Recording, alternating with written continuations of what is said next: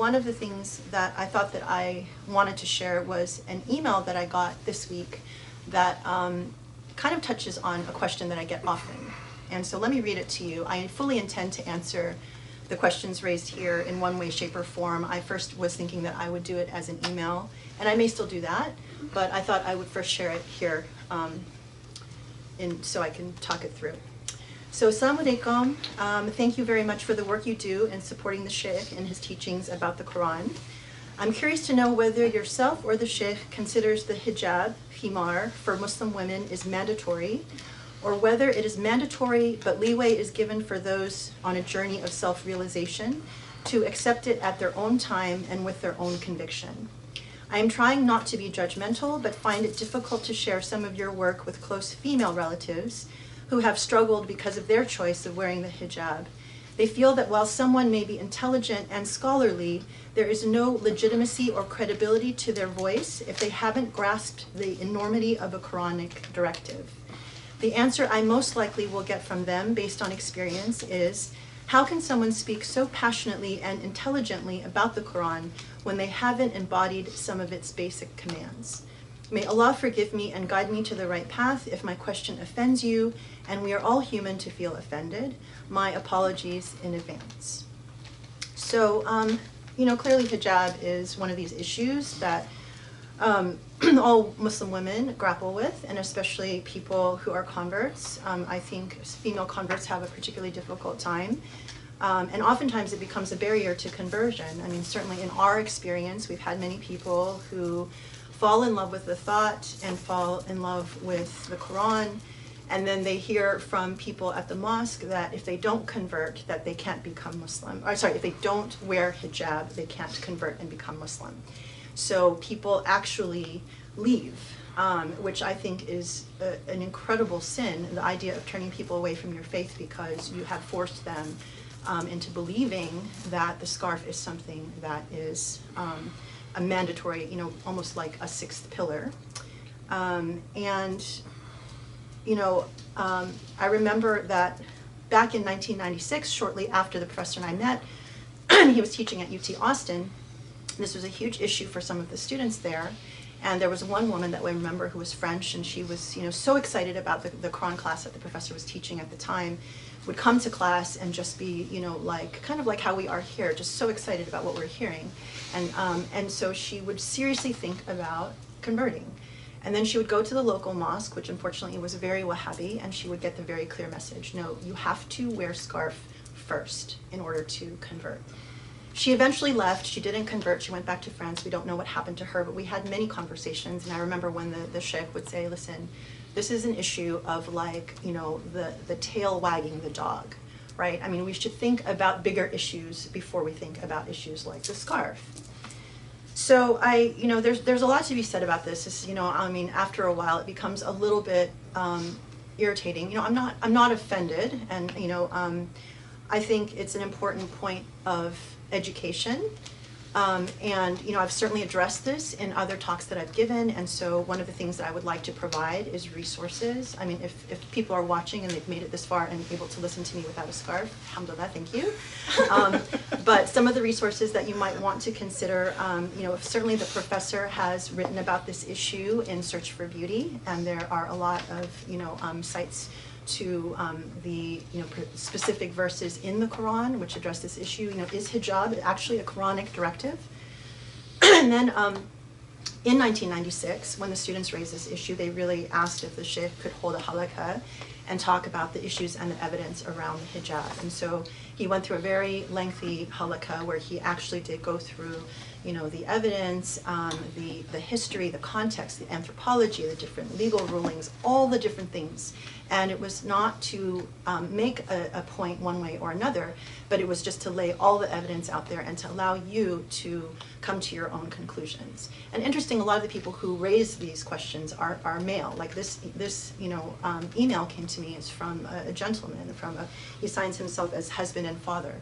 And I know oftentimes when the sheikh gets this question from males, his answer is, well, why do you care? You're not a woman, you don't wear a scarf. But I mean, not to be cheeky about it, but just to say, these are individual decisions that have to be made, between a woman and her God. And I've also talked about the reasons why I have chosen not to wear hijab in several of my introductions. I think if anyone's interested, you know, they could look up on YouTube, you know, enter, put in my name and hijab.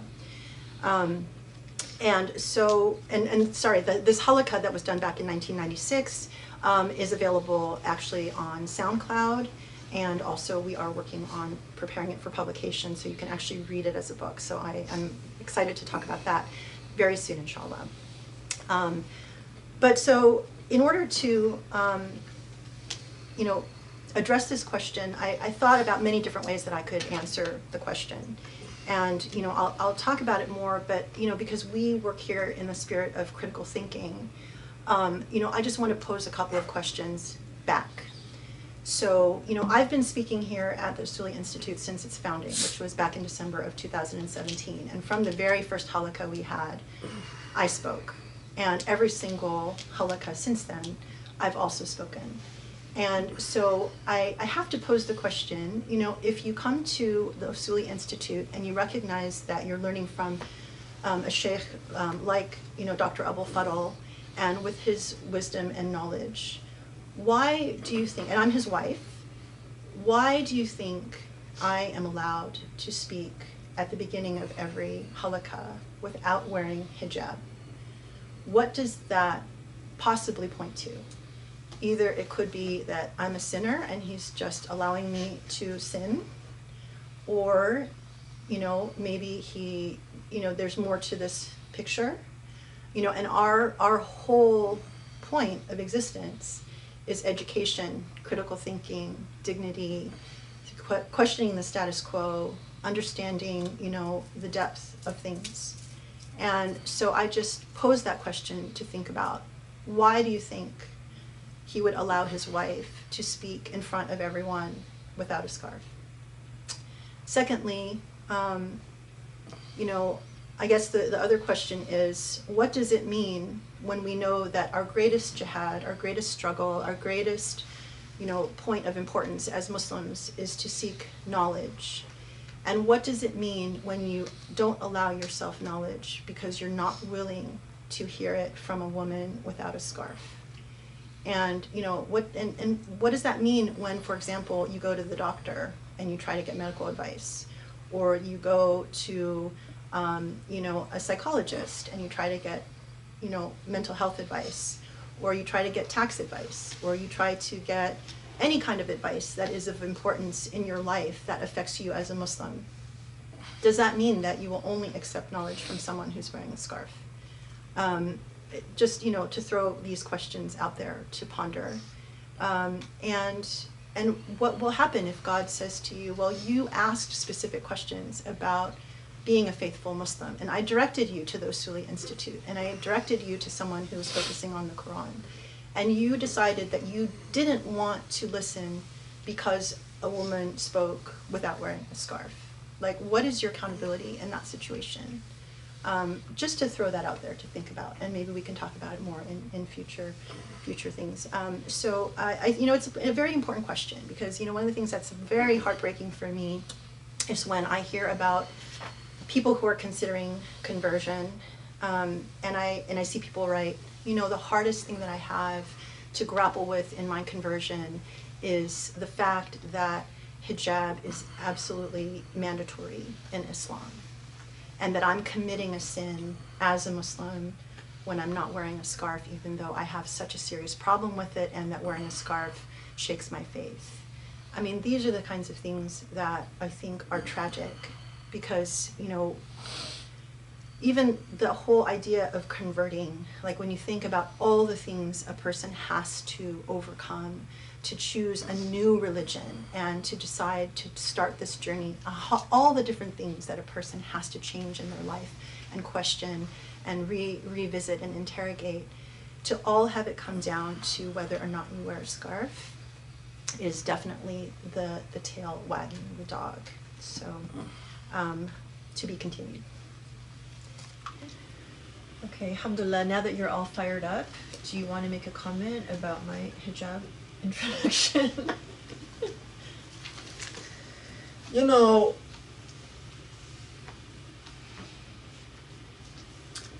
I mean, I honestly, I think it's really unfortunate that we.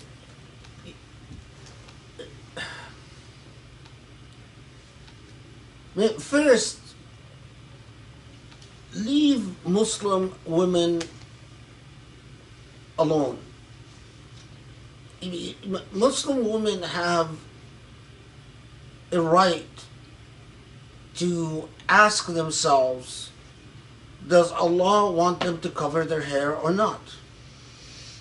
And to investigate this and to come to a, a, a conviction about it.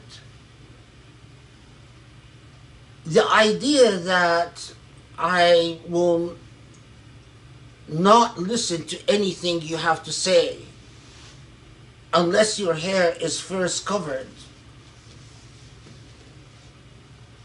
it is a sign of our backwardness and the extent to which we just completely don't understand what our religion is about.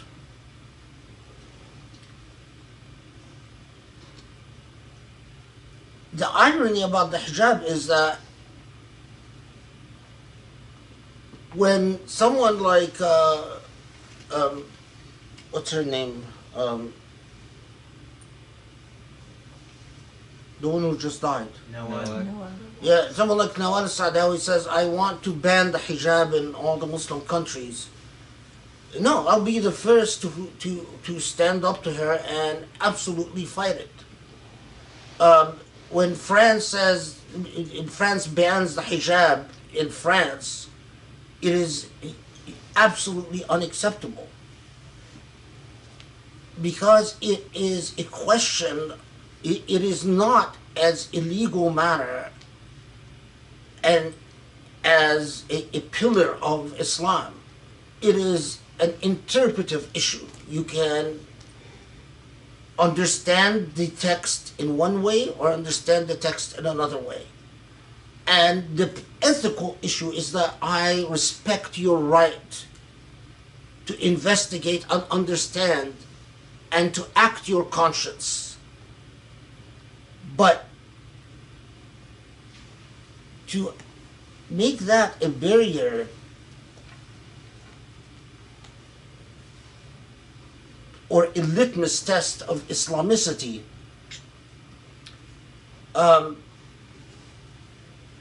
it is a sign of how off the mark we are. I mean, and the sad thing is, I know it's true. If we as the Usuli Institute, we would gain so much more currency if Grace would just wear the scarf. But, and there is so much hypocrisy in the Muslim world, because I know a lot of people, a lot of women that wear the scarf, and Islam means nothing to them. And they do the most un-Islamic things. I know women who wear the scarf and commit sins that are...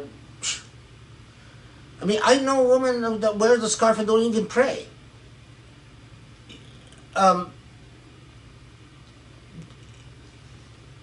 It's... But I would never dare tell my wife to wear or unwear anything. It is not my right. She is an intelligent, educated person. And so she makes her own decisions and resolves her own conscience in the way that she sees fit. And my role as a husband is to honor and respect that.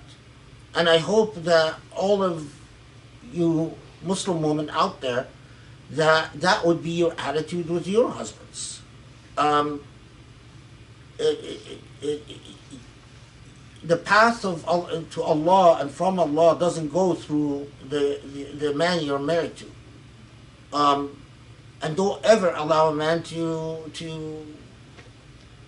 pretend otherwise. remember, your accountability before Allah will have nothing to do with your husband.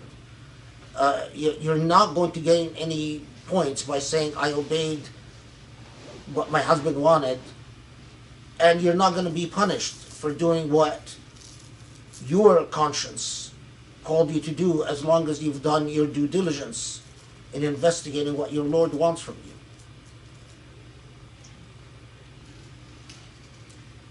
Alhamdulillah.